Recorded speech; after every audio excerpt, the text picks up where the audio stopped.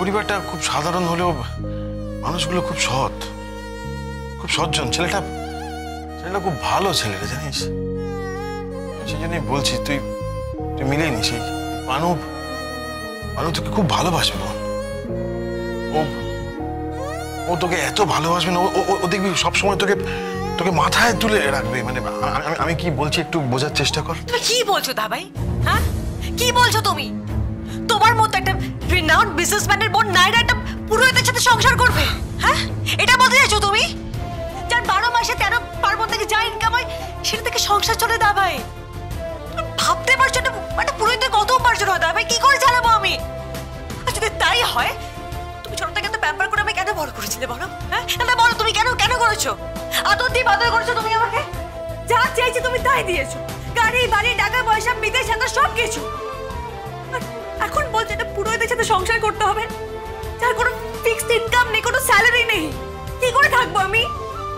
আজকে এই পুজো, কালকে সেই পুজো, বা শ্রাদ্ধ থেকে যা পায় চাল ডাল সবজি সেখান থেকে সংসার চলে ওর। আমি ইনকাম ছেড়ে দিলাম, আমি সব ভুলে গেলাম। না ভাই, একটা কথা বল, আমি কি করে থাকবো ওর সাথে? ওর চলা ফেরা কথাবার্তা সবকিছু আমার লজ্জা লাগে দা ভাই। আমি লোক সমাজে নিয়ে বেরোতে পারবো না ওকে। ওর বন্ধু বান্ধবরা আমাকে নিয়ে বিদ্রোহ করে। তুমি তো জানো দা ভাই, আমি কখনো ড্রিম করি? তুমি তো দেখলে বলো কালকে এসে আমি ফ্রাস্ট্রেটেড হয়ে গিয়ে ড্রিম করে ফেলেছিলাম, পারছিলাম না আমি। আমার বন্ধুরা সবাই মিলে আমাকে পার্টি থেকে বিদ্রোহ করছিল আমাকে। না ভাই, আমি পারবো না, আমি লোকটার সাথে আমি থাকতে পারবো না দা ভাই, প্লিজ, পারবো না আমি। ঠিক আছে আসিব। দেখো তোকে টিম এসে গেছে, ও নাকি আমার হাজবেন্ড। কি করেছে বলো ভগবান জানে। আপনাদের কফি এইখানে রাখিতেছি।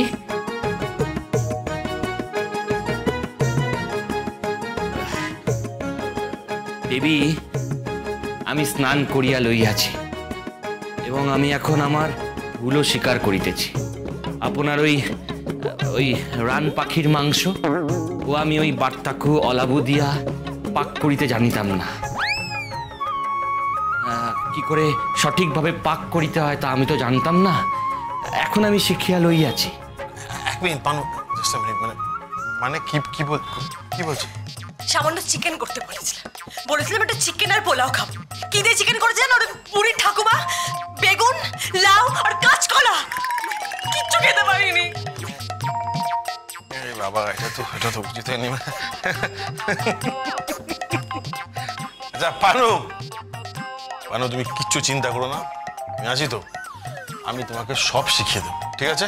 আগে শিক্ষার যে কোনো শেষ নাই তাহা আমার জানা আছে, তথাপি আমি আমার শিক্ষা লইয়াই চলিব। কারণ আমার শিক্ষা লইয়া আমি কুণ্ঠিত বোধ করি না। এই তুমি কি বলতে চাইছো? হ্যাঁ, আমার দাবাই তোমাকে হেল্প করবে, আমার মতো করে তৈরি করবে, তো তাতেও আপত্তি? আপত্তি তো আছে দেবী। আমি হয়তো আপনার স্বামী হওয়ার উপযুক্ত নই। আমি হয়তো আপনার ওই রুদ্রিক বন্দ্যোপাধ্যায়ের মতো দেশ বিদেশ ঘুরি নাই, হয়তো অত অর্থ উপার্জনও করি নাই, আপনাদের মতো আধুনিক জীবনযাত্রাও আমি হয়তো পালন করি নাই। কিন্তু আমার যাহা আছে, আমার তাহা আছে, ইহাই তো আমার। তাহার সঙ্গে আপনি যদি পারেন তাহলে থাকিবেন, না হলে আমাকে মাফ করিবেন।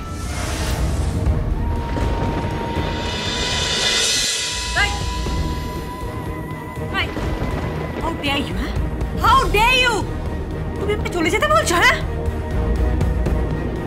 আমি আপনার থেকে নিজেকে সরাইয়া লইতেছিলাম, কারণ আপনার মনে অন্য এক পুরুষ, আর আপনি তাকেই ভালোবাসেন আর তাকেই বিবাহ করিবেন। আমার মতো এক পুরোহিত, এক পূজারীর সঙ্গে তা কি করে হয়?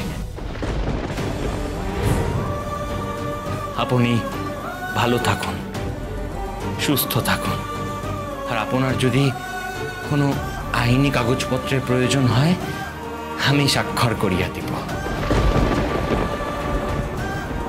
আশা করি আপনারা আমার কথা বুঝিতে পারিতেছেন। What you want divorce? Naira, কি হচ্ছে কি? হ্যাঁ, একটু চুপ কর। দাঁড়া দাঁড়া ভাই, ও কি হ্যাঁ নিজেকে কি মনে করেছে? ওর অকাত কি, ওর স্ট্যান্ডার্ডটা কি? হ্যাঁ এই শোনো, তোমার মতো ছেলে না তুড়ি মারলে আসে, জানো? তোমার স্ট্যান্ডার্ড কি? হ্যাঁ অকাত কে তোমার? তুমি আমার জুতোর চোখ করে, ডু ইউ গেট ইট? আমি জানি আপনার পাদুকা তো, হ্যাঁ, আপনার পাদুকা মূল্যবান হইতে পারে, তথাপি আমার মূল্য ভগবানের কাছে কিঞ্চিত নয়।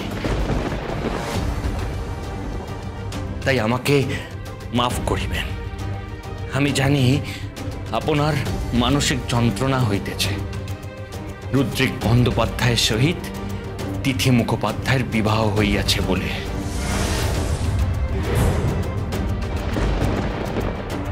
কি করে জানলে?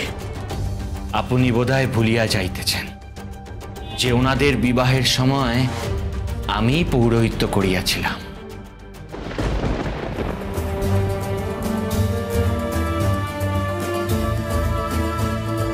সিঁদুরের স্পর্শে আপনাদের বৈবাহিক জীবন আরো সুন্দর হয়ে উঠুক।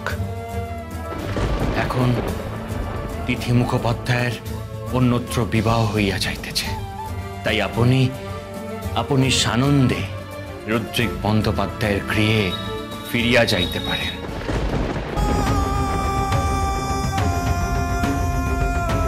আমি আপনাকে মুক্তি দিলাম। আমি আপনাকে মুক্তি দিলাম। এই পুরোহিত, একদম অহংকার, ইগো দেখাবেন একদম নিজেকে। কি মনে করো তুমি নিজেকে? What do you think of yourself? সিনসারটা তোমার স্ট্যান্ডার্ড কি? অকাত কি তোমার? তুমি আমাকে বার করে দেবে, I will kick you out. বুঝতে পেরেছো? আমি তোমাকে ঘর ঢাকা দিয়ে বের করে দেবো। তোমার কোনো যোগ্যতা নেই আমার সাথে থাকা, বুঝতে পেরেছো? You are just a nonsense person, you stupid, unsmart, একটা ইডিয়েট, একটা কার্টুন। নাইরা, কি হচ্ছে? কোথায় যাচ্ছিস? জানি না। আরে শোন শোন শোন, আমার কথাটা শোন নাইরা।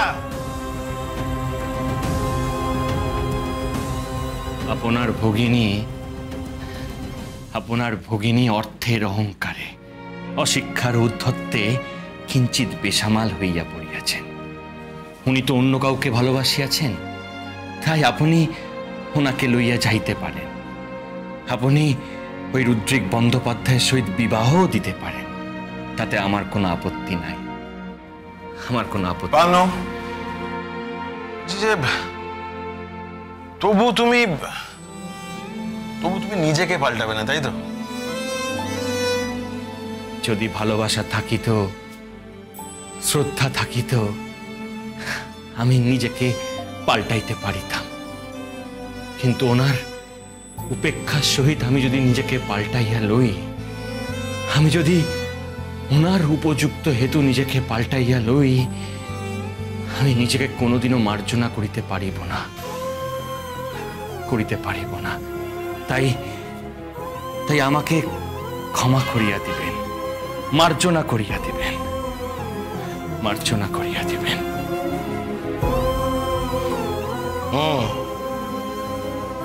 ভালো ছেলে, ছেলেটার আত্মসম্মান বোধ আছে, সেলফ রেসপেক্ট আছে, কিন্তু প্রবলেম হলো এই পুরো ব্যাপারটা ক্রমশ জটিল হয়ে যাচ্ছে। পূর্ণচন্দ্র যদি এই কথাবার্তা রুদ্রিককে বলে দেয়, তাহলে তো আবার কোথায় ব্যাগ নিয়ে কোথায় যাচ্ছিস? আমার খিদে পেয়েছে দা ভাই, আমি এখন কিছু খাইনি, তুমি জানো। না না, মানে তুই কোথায় যাচ্ছিস সেটা বল না। খিদে পেয়েছে বুঝলাম। আচ্ছা, তোর বর খেয়েছে? কি রে, কিছু জিজ্ঞেস করছি তো? আমি বলছি যে মানু, তোর বর খেয়েছে? জানি না, আমি জানি না।